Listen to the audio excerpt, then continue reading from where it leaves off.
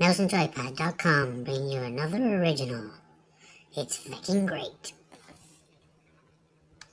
I've just put down the controller of my Xbox One, and I feel enriched, disgusted, and vindicated all at once.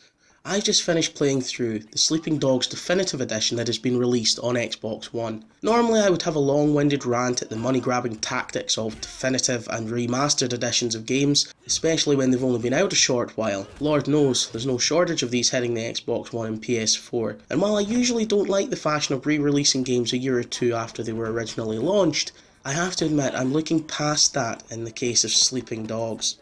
I never played Sleeping Dogs on the previous gen console, so I was pretty blind going into this review, and I'm glad that I was. Sleeping Dogs is a spectacularly impressive game, and I loved it. Sleeping Dogs' true crime heritage is clear from the first moment of gameplay. The sheer complexity of the characters and the wonderful duality of Hong Kong is invigorating.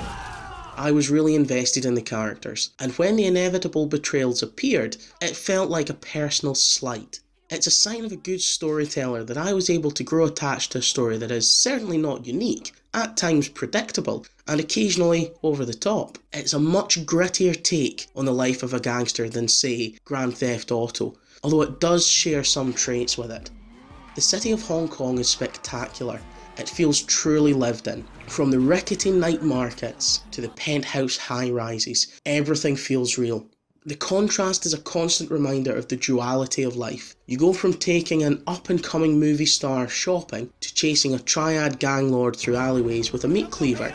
Everything is designed so that I always felt alive. You play as Officer Wei Shen, an undercover cop who has returned to Hong Kong from the United States to help tackle the triad. As with similar games, you have to work your way up the ladder until you're rubbing shoulders with the head honcho. The journey that Officer Wei Shen embarks on is not the same one that the game finishes with. Both he and I were changed. It really was a well-spun yarn. The voice acting is top-notch, and some NPC performances were pretty substandard, but for the most part, all of the main cast are voiced very well indeed. The gameplay itself can be broken down into 3 distinct styles. Driving feels unresponsive and most of the vehicles available handle like their wheels are made of butter. It gets to the point where the twitchiness of driving had me very frustrated, especially when you lose points if you crash.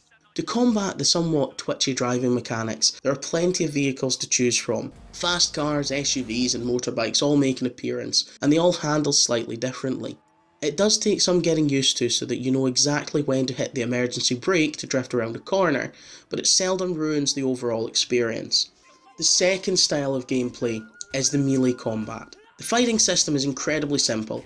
All you need to do is tap X. That's fine for beginners, and you'll probably have a fair degree of success. However, by finding the jade statues throughout Hong Kong, you can learn new moves. It's a simple system, but one that lends itself very well to both advanced players and the proverbial noob.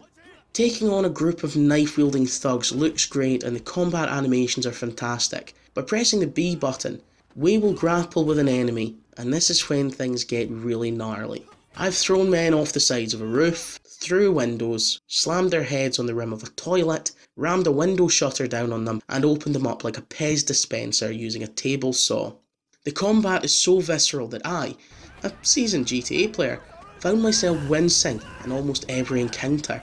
There's enough variety within the enemy ranks that I was forced to adapt my fighting style, and it helped to keep the gameplay interesting and engaging. On paper it doesn't sound like this should be as entertaining as it is, but I had a hell of a time. The third and final style of play is the armed combat. This is introduced fairly late into the game's story, but it does help to build the plot to its inevitable climax. The gunplay is perfectly solid. There are a handful of firearms to get to grips with, and they do all handle differently. I recommend experimenting with whatever you find lying around. I loved the heavy chug of my machine gun, but all of the weapons have that one special something that makes them worth a try.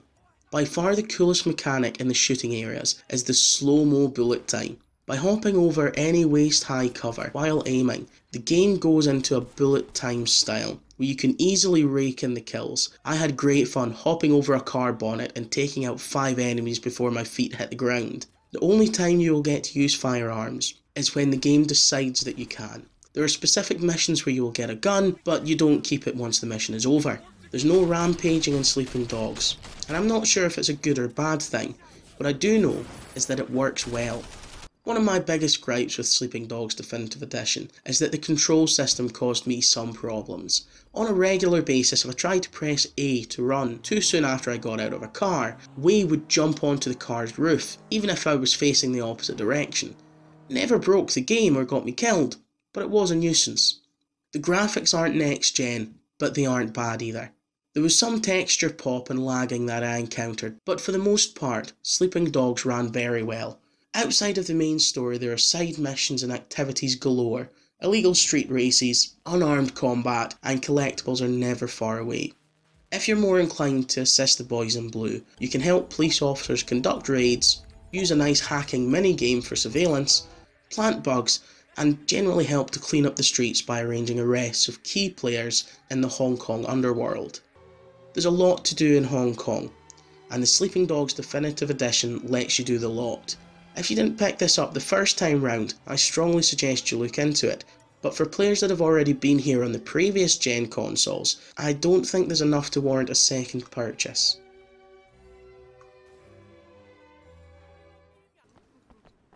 Sleeping Dogs Definitive Edition is a hell of a game.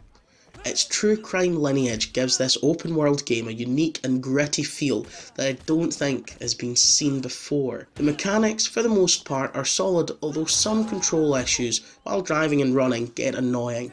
Sleeping Dogs has one of the most believable cities I have ever seen in a game, and I wouldn't hesitate to recommend it to anyone who hasn't played the original version.